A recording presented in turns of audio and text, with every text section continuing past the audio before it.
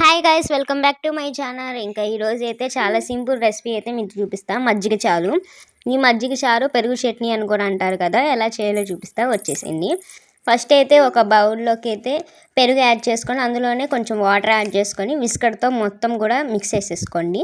తర్వాత అందులోనే కొంచెం క్యారెట్, కొత్తిమీర, అలాగే కొంచెం సాల్ట్ మీ టేస్ట్కి తగ్గట్టు యాడ్ చేసుకోండి. నేనైతే క్యారెట్ తురుముకొని వేసుకున్నాను, అలా వేసుకుంటేనే టేస్ట్ బాగుంటుంది.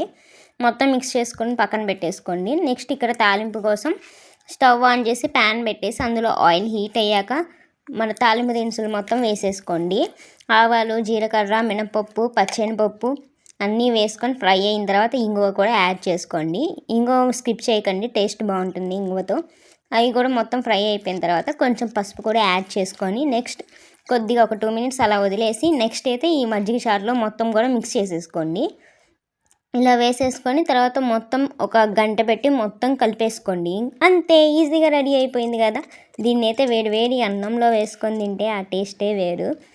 ఎంతమంది మీ ఇంట్లో ఈ మజ్జిగ చారు పెరుగు చట్నీ ట్రై చేశారు కామెంట్ చేసేయండి. ఎవరైనా చేయకపోతే చేయండి. ఇలాంటి మరెన్నో వీడియోస్ కోసం మన ఛానల్ సబ్స్క్రైబ్ చేసుకోండి.